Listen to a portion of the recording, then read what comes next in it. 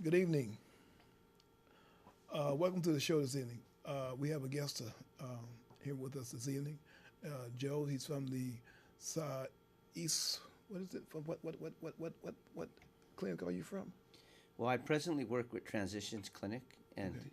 do you want me to give you a brief spiel Yeah, on no, I transitions? just want to get that in Okay. because we want to bring you in and know who you are when you could come on the show.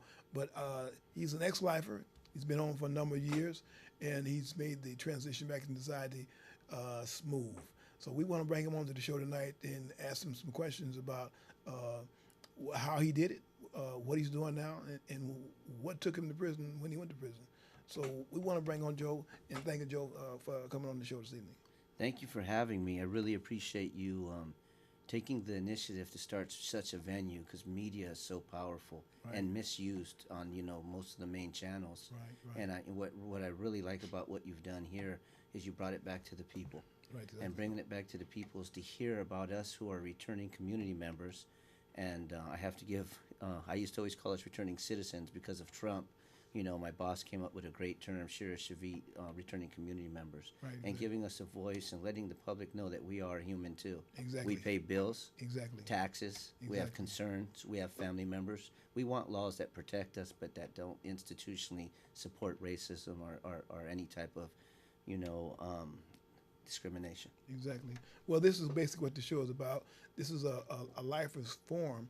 We don't have a forum, and this is the first of a forum for lifers coming home from prison, transition back into society. We've been stereotyped that we should be in prison, we should never get out, but that's not the case at all. A lot of us lifers are going into the system, and we educate ourselves to return to society and be productive citizens in society. So that's what this program is about. It's about letting people know we did go to prison for whatever crime we went to prison for, and we want to address that. You went to prison and you did a life sentence. What was your sentence and what was your judgment? My sentence, I was sentenced to second degree murder in 1993, and I was sentenced to 18 years to life, of which I served 17 years, 3 days. And even though initially receiving a date in 2008, it was subsequently taken by Governor Schwarzenegger, which I challenged in the courts, and by my higher power and everything else that was working for me, won in the courts in 2010, and I was subsequently released in October of 2010. Okay. Now going in the system, how old were you when you went in the system, Joe? 23 years old 23 for years this. old. And you served how much time? 17 years, 3 days. 17 years, 3 days. Now going in the system, you was a young man, and going in, we had, going in the system, we go in a certain type of way. We kind of bullheaded. We know it all, whatever. But going into the system, let me ask, how long after your incarceration it took you to realize that you had to do something with your life, change what you were doing to who you became in prison? Subsequently, just the things that I've done either prior to prison and or afterwards, I have to say the awakening process was exactly that, a process. Even in the beginning, I went in wide-eyed, wanting to listen and learn. It was a new environment. What survival looked like, what the system looked like, what everything was going on. So, but I would have to say, when I really, really stopped and thought about the way that I was living and what I was doing wasn't working for me, and if it wasn't working for me, it wasn't working for my family and the society, was probably about 4 to 8 years in, Okay. before they took family visits, which were dear to many of the men serving, a sentence with that life tops.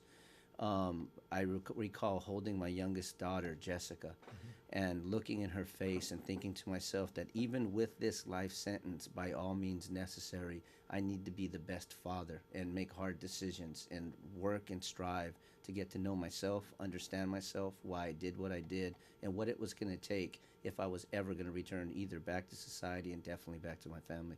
Okay. Okay. So going into prison, you kind of like you wasn't really a hard head or stubborn. I was still knuckleheadism. I still, I still hung out. I still was in the process of defining, understanding who I was and redefining myself as a man. Right. Now I know.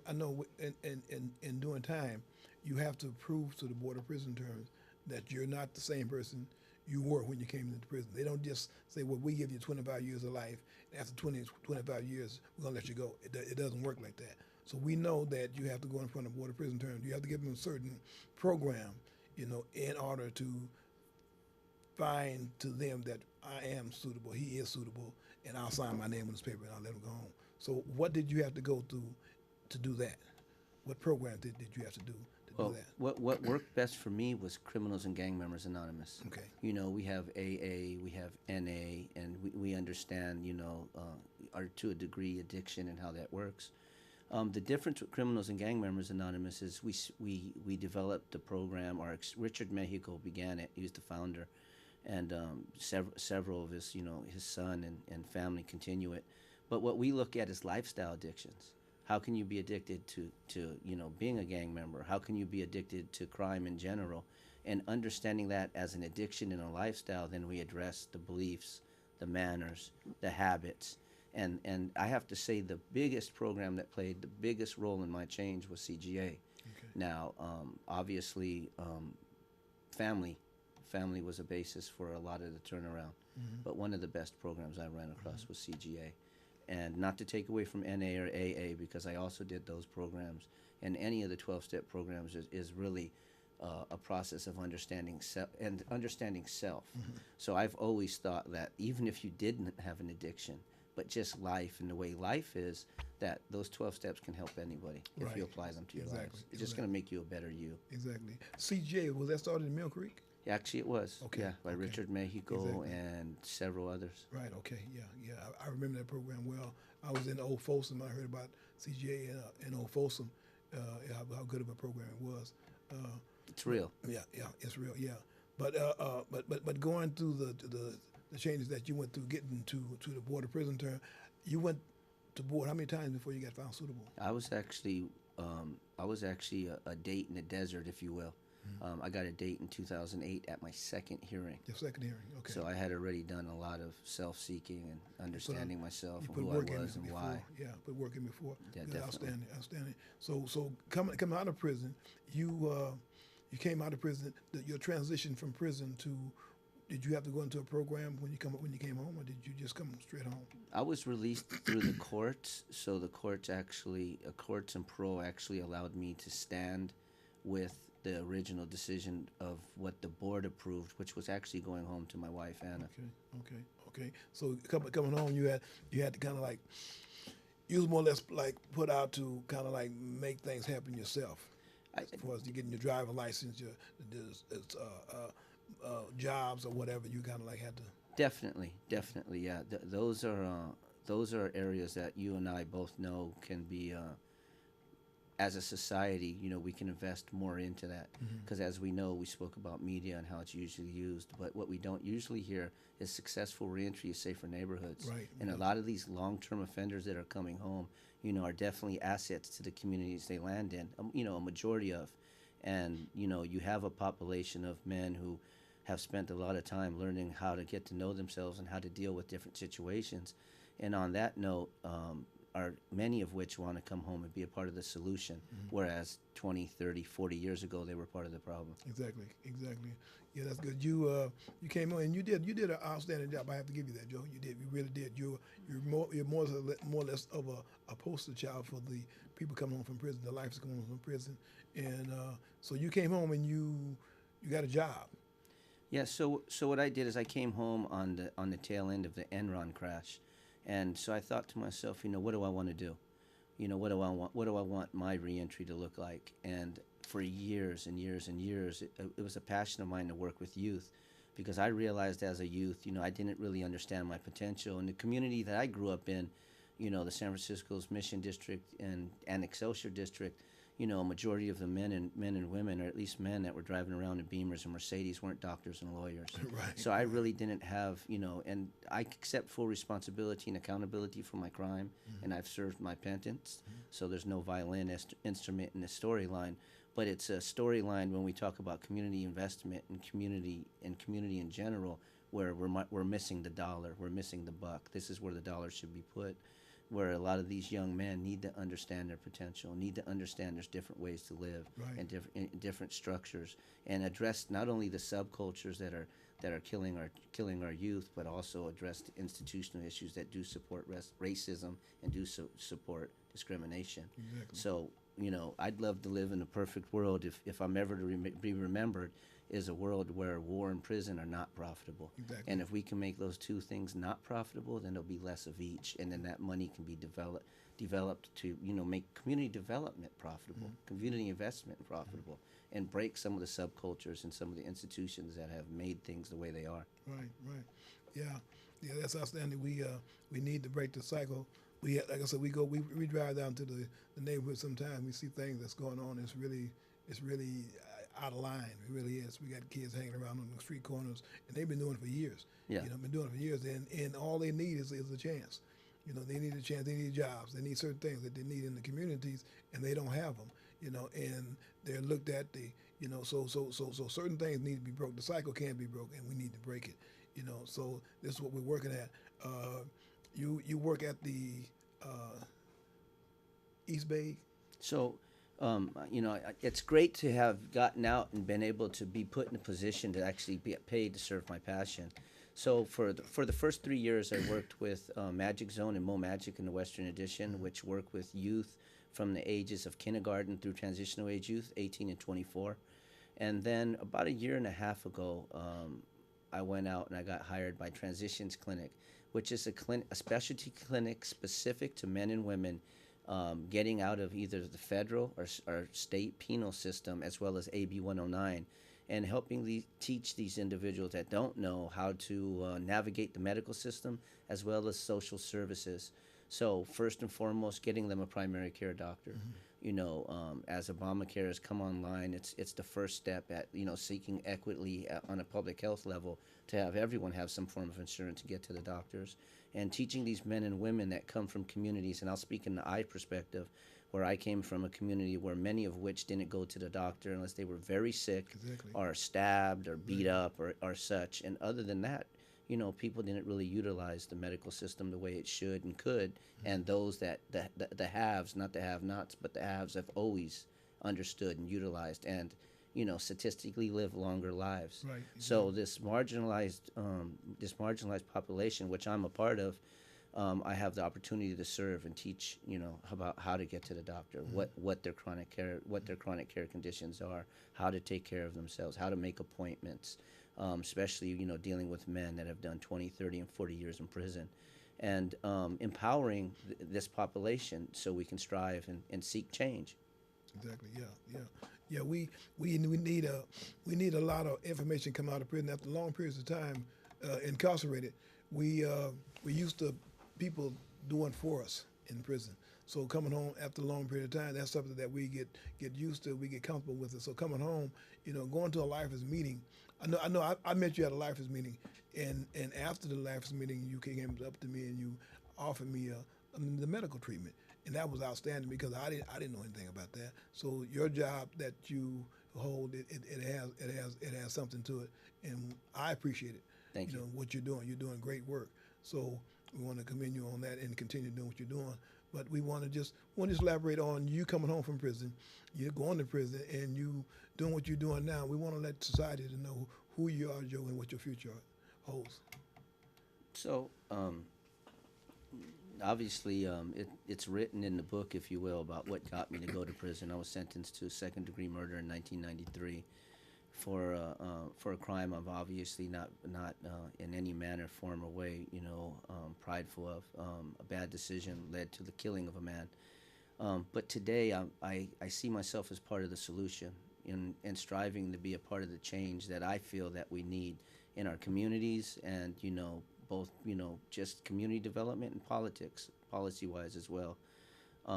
Today, I'm a man that continues to seek to empower others, to work on community development, to seek those other allies out there, whether they were a returning community member or whether they were just out there along this line, and continue to hopefully on a national level, seek solutions for these national issues, as well as play my part with the San Francisco Reentry Council at addressing some of our national problems around race and discrimination on a local level.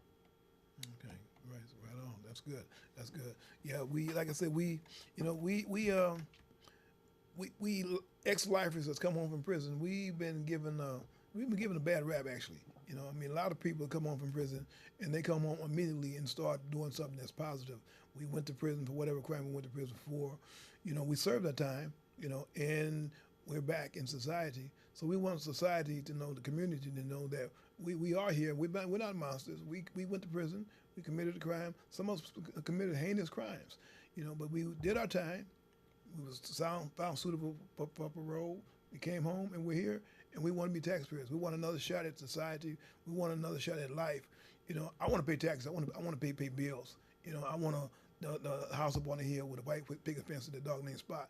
You know, and I want to be part of this world. So I have this show every week, and the show is here to let the community know, the society know that us lifers, we're here and we're back, and we want to be part of this world. Give us a chance. You know, just give. We know we're under the spotlight. Just watch us. You know, watch what we do. You know, allow the people that's coming home from prison to come home and be comfortable with the things that we're doing. You know, a lot of us look over our shoulders and we want to, you know, we say, well, they're watching us. Well, some of you guys are, you know, but allow us to come home and be citizens, be taxpayers, you know, be responsible people in society. So with Joe here, Joe has made an example to society, to the community that we are a part of this world. He's come home and he's done a great job. You know, he's a taxpayer. He's paid taxes now. He got a good job. He got a good paycheck. You know, he got a car. He got family. So you're doing good things, man, and we commend you for it. You know, Yeah. and keep on doing what you're doing. So you know, we want to continue. And you know, I'd like to say, you know, as we talk about, you know, needs, and you know, I mentioned that successful reentry is safer neighborhoods, and you know, really, you know, a lot of these men and women that are coming home after life sentences are coming home to, you know, improve their communities. And you know, I really think that we should look at the support that's provided for returning community members, and what's that support looks like. What do we need to help these individuals come back and actually be a part of the solution, as opposed as returning to what we call the problem, or what society calls the problems in these particular marginalized neighborhoods. So you know, housing. You know, San Francisco, you can have two jobs and have trouble with housing. Exactly. So we know these individuals need housing. You know, we know they need some support with as far as getting back online with work or school, and there is several organizations in San Francisco, along with Transitions Clinic, that have played a part in my success. You know, I have to mention, you know, Project Rebound with Jason Bell, which helped me get back into school. I have to mention All of Us or None, that continue to strive for, you know, equity in a system that, you know, isn't so used to equity, at least on an actual action basis, as opposed to word of mouth. And you know, this show, and you know, Transitions Clinic, which you know is a network. It's actually in 6 states and Puerto Rico, and you can look it up at transitionsclinic.org. And executive director Shira Shavit. So these are programs that if people that are watching, that you know, you can reach out to, and you know, they themselves will have other resources that may help individuals come home, return safely, understand themselves, understand the medical system, understand how to get a job, understand how to get back into school, and be a part of the solution. That's outstanding. You might want to give your number to the health clinic if people need to get in contact with a doctor or see a doctor, or the health is bad or whatever, teeth, glasses. You know, you might want to give a number. You have a number for that, Joe? So men and women returning, what we're looking for at transitionsclinic.org is men and women returning either from the federal system, the state system, and our AB 109 with some type of chronic condition. So a lot of people hear chronic, and I heard chronic and thought, well, you know, I don't have no chronic conditions. But chronic conditions are post-traumatic stress syndrome, a history of substance abuse, high blood pressure, high cholesterol, et cetera, and et cetera. So yeah, if you don't have a primary care doctor, if your insurance isn't straight, if you're just coming home and you meet the criteria that I met, give me a call, because we do have several other transition clinics in the Bay Area, as well as I said in the nation, and expanding through California, you know, with the thought process of. So you could give me a call at 415-676-0816. And you know, hopefully if I can't get you directly involved with some type of primary care in the area you're at, by the time that you call me, maybe I'll have a connection for you to have such services. Very good, very good. That's very good, Joe. We thank you for coming on our show this evening, and we want to get back with you in some months down the line, and see if we can bring you back and perhaps give some more information to the public, to society, that you may need in order to get your health checked out. You know, like I say, we don't have no insurance. If you need, if you're human, if you're breathing, you need insurance.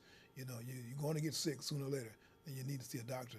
So we're going to bring Joe back in some months so that he can come back and give some information that you may need to be seen by a doctor and get your health intact. And if I may, Wendell, you know, I often tell the men and women that that I serve that in a lot of the communities we come from, we took better care of our cars. Our cars got oil changed. That's we right. changed their tires. Yeah. They had beat. They had tinted Yeah. windows. They had everything, right? Yeah. But we didn't go to the doctor. So we need to take that same attention we used to give the cars or whatever else might be on your page to ourselves. That's right. Health is important. Very, And- very important. Very important. Very important. Well, Joe, we thank you for coming on to the show this evening, and we want people to look at the show, and like I said, this show is really designed for lifers coming home from prison, and we want to make that clear that we're ex-lifers. You know, we come home and we had less than 1% of lifers go back to prison after being released from prison. You know, we come home with the intentions on being part of this community, part of our community we left from, and we know we committed a wrong, and there's nothing we can do about that. But we want to be part of this world, part of this community, and make our community better than it was when we left. So, we're back. You know, when we're part of this society, part of this community. So we want to thank you for tuning in tonight and every Saturday night at 7 o'clock on Channel 29, this channel. Tune in to the station, the show, and listen to what we have to say. You know, give us a shot. Thank you, and have a good evening.